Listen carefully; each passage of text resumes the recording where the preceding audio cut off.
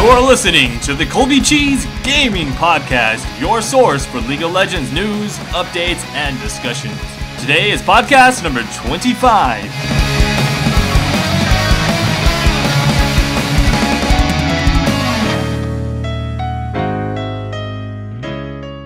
Hey, what's up guys? ColbyCheeZe here, and this is going to be podcast number 25. Lots of really cool stuff to talk about today. I've got some competitive stuff with League of Legends that have happened in the past week as well as today, and I've also got lots of really cool things that I just came to my head randomly that I felt like discussing with you. And after the League of Legends stuff, I even have a bunch of other topics not related to League of Legends to go over as well. Should be packed full of stuff today. On last week's King of the Hill Rampage series, Dignitas beats Curse Gaming. Who else thinks that Dignitas is the new #1 team in America? Show of hands. We've seen them play consistently well in all of the past tournaments, even against top competitors such as CLG and against Team Solo Mid. And then, just recently, we had IEM China go down, and guess who won that? Actually, a Chinese team. Holy crap, I was not expecting that. So I think it was World Elite is the name of the team, and they beat CLG in that tournament to kind of show everybody out there, hey, these Chinese folks out there, they're practicing hard, and they are definitely not to be taken lightly because they understand the game well. I'm excited about that. It's cool to hear that, and so potentially here in the WCG and also other future tournaments that we're going to see, Chinese competitors out there, we're going to see even more fierce competition with a $5 billion prize pool. I'm imagining that everybody wants a piece of that pie, and they're going to be trying really hard to achieve that. Now, IPL 3 is underway right now. We just had the first day, I believe, and that was yesterday. And then today, probably around the time you're listening to this, they're already going to be battling it out for the semifinals and maybe the finals. I'm not sure. I didn't even look at the schedule. But either way, it looks like it's going to be some pretty good stuff. From what I noticed, I was watching Dignitas play. They're already 2-0 against some of the teams. And then we're going to have CLG, TSM, everybody doing really well in the tournament. And it's been a lot of fun to watch so far. So if you guys have not been watching it, be sure to check that out today. The times are going to be on the League of Legends page as well as the actual page for IGN. There's a lot of different places you can check it out for sure. I found this really cool link where it shows off somebody's artwork where they decided to take all of the male champions and make female versions of them. I have to give this guy props. Most of these look really, really nice. He's got the whole crazy anime chick look for all of them. So on several of them I actually don't like on the Yordles he tries to make them look like regular people, so it looks silly. Like the Amumu looks like an actual regular human girl instead of like a Yordle chick, so that looks kind of weird. And then for the creatures like Cho'Gath or something like that, they've got girls that are just dressed like they're cosplaying that character, so that looks kind of stupid. But for the regular looking champions, I think it looks really good, and he did a great job. So I had to give him props. Check out that thread. He did a lot of drawings on that thread. So I mean, for the amount of champions he did, I'd say that it's definitely pretty good. I also got sent this hilarious video link where a Jax and a LeBlanc pick up a few kills, and LeBlanc gets pretty low, so they decide to run away. And Caitlyn snipes the LeBlanc. Jax moves out of the way, even though he could have blocked that easily. And then Ash Arrow comes in, and once again the Jax dodges out of the way, and LeBlanc gets hit and killed. So they put like the troll face on him. But it's like, hey, what are friends for, right? There's nothing more hilarious than when you're playing with a group of friends and you're able to do that on Vayne or something. However, in any other case, I would be pretty pissed off if I was playing in a game and somebody was that dumb to actually move out of the way and get me killed in that sort of case. But anyways, I thought that was a hilarious clip and wanted to share it with you guys so you can laugh as much as I did.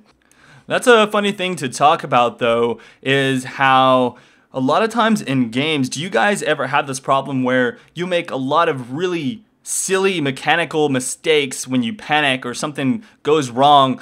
For example, you are right next to a wall and you know that you have to be right next to the wall to flash over it, but you flash at the wrong time and you just flashed right into the wall instead. Or, one time I was playing a game and I was actually trying to tell my teammate to back up because I saw somebody teleporting in, and I was freaking out so much that I was trying to hit V for the retreat ping, but I hit D instead because my brain said, well, it rhymes, V and D. And so I hit D and I just flashed randomly and didn't even ping in time. So he ends up dying because he wasn't paying attention to the teleport, and I have a wasted flash, and I end up running away. So I don't know. I just thought it was kind of funny. This stuff happens all the time where I'll make mistakes in gameplay whenever it's the heat of battle, where if I go back and look at it later, I'm like, what the hell was I doing? Like, you know that you should not have done that, but at the certain time that it happened, you make those mistakes. I think that's something to think about, is how you should probably relax a lot more in the game. And I think that also is one thing that separates really good players out there, is that they work really well under the heat of battle and under pressure. They make more correct decisions than bad decisions. Obviously, we've seen the streams and we've watched tournaments. People make silly mistakes all the time. However, I believe that it's consistency that determines, how well somebody plays over the long run. Obviously, you're going to have games where you do really well and then ones that you just keep choking left and right. And I think that one of those reasons is because if you get into one of those states where you're like, oh man, I keep messing up, you just keep telling yourself that. And what happens is you basically fall into that pattern. So I don't know. I just thought that would be something to kind of throw out there for you guys to think about. Like look at yourself and say, hey, how many times do you make those kind of mistakes where something's going wrong and you could have played it a lot better, but because you reacted so quickly and hastily and you didn't really think it out correctly in your head, you messed the whole situation up. So it's been a little while since I have shown you guys a cool song or something that I enjoyed, and recently I found these guys that have done a couple songs actually, but one of my favorite ones that they've done so far is this one called Fed Brand, and it's actually a pretty good song. So I'm gonna let you guys check out a clip and you'll see what I mean. I need you guys. 3 carries in the mid lane pushing. Hey Trinity, will you pop your ulti? Then I'll ult in between your team. You've got 200 health and you're ready to feed.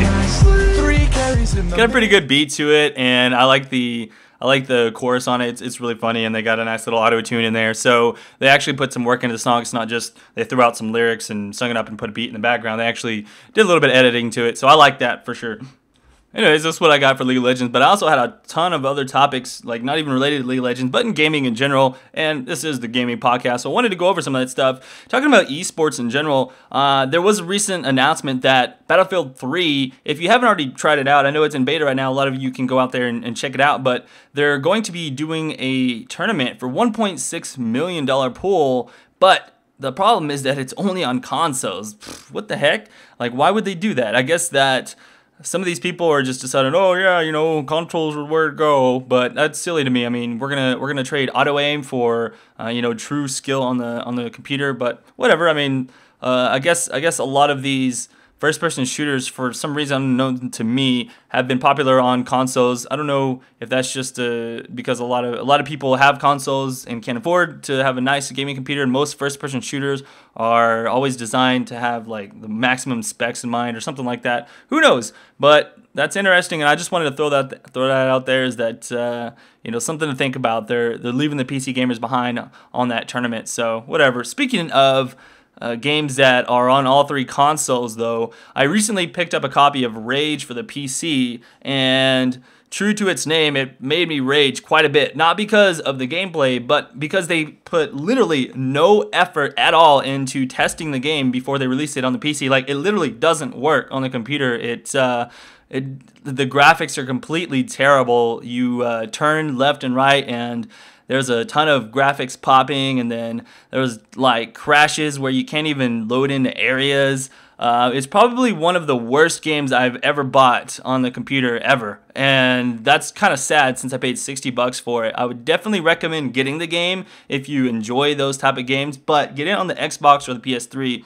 After a couple hours of modding and messing around, I was able to get the game to look decent, but it actually lags so much with Fraps I wasn't able to finish my Let's Play series. I got up to like episode 8 or whatever, but after they released a little patch to fix the loading bug, it actually like crashed the frame rate whenever I was recording in Pfff. So I don't know. It's pretty disappointing, and major disrespect for ID Software and for Bethesda. They actually went backwards in graphics. I was comparing screenshots of Rage to Doom 3, and Doom 3 actually looks better than Rage. It's kind of sad, to be honest.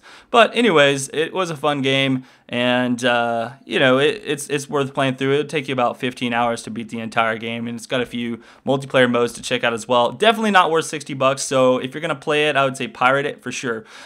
Even though I don't really support pirating 100%, but for games like this, I would definitely say pirate it, because they do not deserve your money. Speaking of deserving money, though, I think that a lot of companies out there would make a lot more money and would get less pirated if they actually just lowered the price on their games.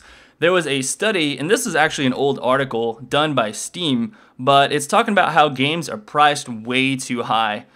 And it's talking about some interesting facts with when they put games on sale on Steam, the actual sales and the revenue that was generated from those games went up significantly. So just to sum it up, I'll read some of the parts from one of the final closing paragraphs, and it's saying that they had this 16-day holiday sale, and games that discounted their game by 10% saw a 35% uptick in sales, and that's dollars, not units, by the way. And then a 25% discount meant they would get 245% increase in sales, and then dropping the price by 50% means they got an increase of 320%, and finally a 75% price increase meant it generated 1,470% increase in sales.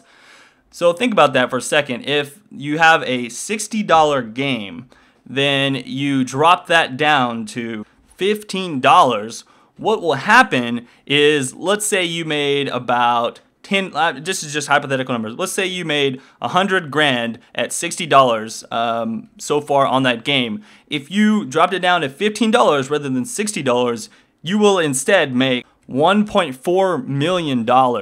Okay, that's kind of a big deal. So in my opinion, I think all games, even AAA titles, should be around $15 in order to be at the right price point. A lot of times they're not that much better than indie games anyways. The AAA titles offer much less playability unless there's some big like MMO or multiplayer game. So for the most part, I think that indie titles that are priced low are more fun to me. Like, for example, I bought Bastion, and I thought that was a hell of a fun game. I played the crap out of it, and it took me about as long as it takes to beat some other AAA title, and I feel like the art style was almost better, like the nice, you know, 2D-ish like art style of it. If you've seen Bastion graphics, it's just breathtaking and amazing, and it was innovative and super fun.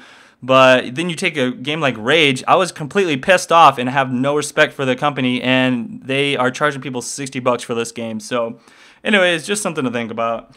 Also, for those of you who had Portal 2, they recently released the free DLC for that game. Now, this is definitely a game that's worth paying for, and I believe so because, I mean, look at it. They've already released, I think, 2 or 3 DLCs for the game, and they've all been free. They've given you lots of content. You get co-op. You get a great single-player campaign. There was no crazy bugs in the game that I noticed, and it was super fun to play through. Definitely check that one out. And obviously, like I said, I mean, it's free, so why not, right?